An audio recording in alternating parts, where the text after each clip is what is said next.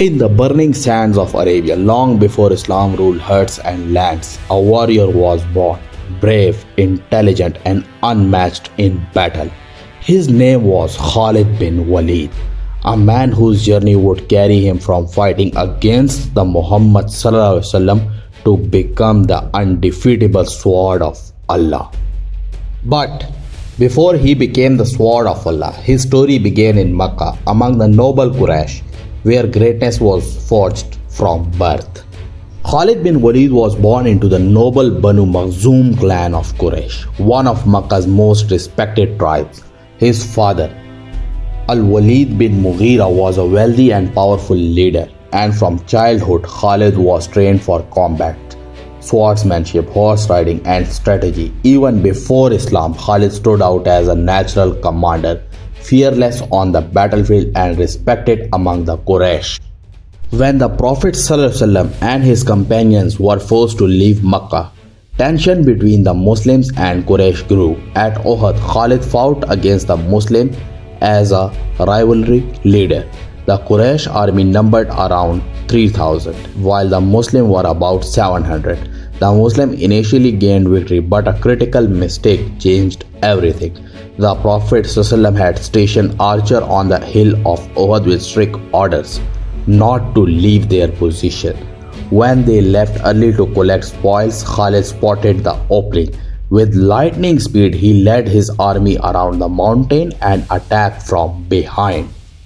This sudden maneuver caused confusion. Many Muslims were murdered and the Prophet himself was injured. Though he fought on the wrong side, this battle showed Khalid's military genius, his ability to read the battlefield and act instantly. 2 years later, the Quraysh and several tribes marched on Medina with 10,000 soldiers determined to end Islam. But the Prophet ﷺ adopted a new defense, a trench around the city. Khalid, leading the Quraysh army, tried repeatedly to cross the trench and find a weak point, but the strategy was flawless. This was the first time the Quraysh were stopped not by strength but by intelligence and unity. Khalid began to see something deeper, a divine wisdom behind the Prophet's leadership. The defeat at the trench left a mark on him, and his heart began to question. How could a small community stand firm against all of Arabia? Khalid's army could not cross, and the two sides faced a long standoff. There was no direct combat, and thus no victory or defeat for Khalid. After the Treaty of Hudaybiyah, Khalid watched as Islam continued to grow. He saw that those who opposed the Prophet ﷺ were failing, and that the Muslim victories were not by chance. In 628, he made a decision that would change his life forever. He left Makkah and traveled to Medina. There, in the presence of the Prophet Muhammad ﷺ, he declared the Shahada, the testimony of faith. The Prophet ﷺ smiled and said, "Praise be to Allah who guided you. O Khalid, I always knew that a man like you could not stay away from the truth." From that moment on, Khalid's sword only belonged to Islam. Soon after accepting Islam, Khalid was called to his first mission, and it was one of the hardest in early Islamic history, the Battle of Mota. The Muslims sent 3,000 soldiers to face the Byzantine Empire after one of their governors killed a Muslim in war. When the Muslim army reached Mota, they discovered the enemy's strength, over 2 lakh Byzantine and Arab soldiers. The Prophet ﷺ had appointed Zayd bin Harisa as commander, followed by Jafar bin Abi Talib, and then Abdullah bin Rawaha. One by one they were murdered. As per Prophet Muhammad ﷺ, if all 3 commanders were murdered, the Prophet ﷺ instructed, let the Muslim then choose one from among themselves.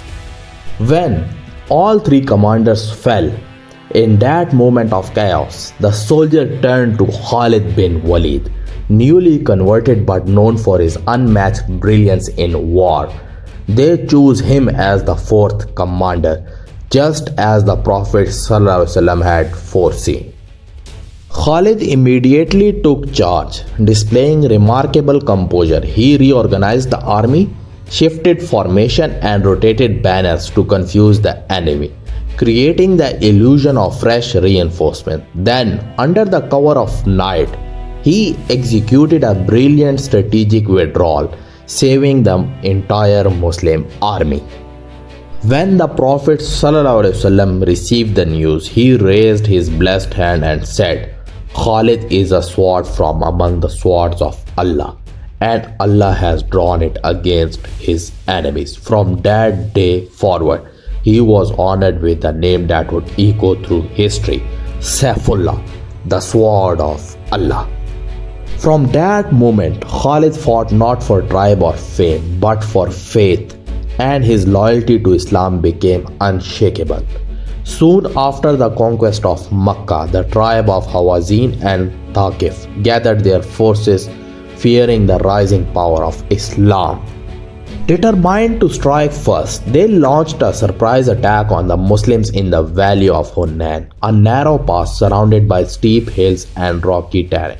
As dawn broke, the Muslim army advanced through the valley, unaware of the hidden enemy awaiting above. Suddenly, a storm of arrows rained down. Panic spread through the ranks, and for a moment the battlefield echoed with confusion and fear. But in the chaos stood one man unshaken, Khalid bin Waleed. Though badly wounded, he refused to retreat. Mounting his horse, he called the soldiers back to formation and led a series of swift, calculated counterattacks. His leadership and courage turned what seemed like defeat into resilience, and resilience into victory.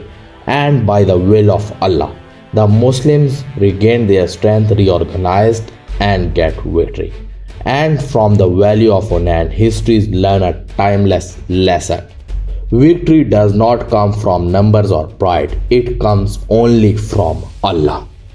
Next came the long and exhausting expedition of Tabuk, a campaign to the far northern frontier of Arabia near the border of Byzantine Empire. Rumor had spread that the Byzantines were preparing to invade Muslim lands, so the Prophet Muhammad ﷺ called upon the believers to march. It was the most testing journey in the history of early Islam. The blazing heat of the desert was merciless, food and water were scarce, and the distance was immense, yet thousands of companions answered the Prophet's call. Among them was Khalid bin Waleed, now a seasoned general of Islam. He commanded portion of the army, ensuring discipline, morale, and unity in the face of hardship. Though no battle took place at Tabuk because the Byzantine never appeared, the expedition became a test of faith, endurance, and loyalty. For Khalid, this journey proved that his devotion was not only on the battlefield. He showed that true strength lies not just in fighting, but in patience, obedience, and steadfast faith under the Prophet's command. By this time, Khalid bin Waleed had proven himself not only as a brilliant general, but as a believer whose strength came from conviction. He had fought for falsehood and then for truth. But his greatest battle was still ahead against the mighty empires of Persia and Rome. In the next chapter, the sword of Allah will clash with the world's greatest enemies and reshape history forever.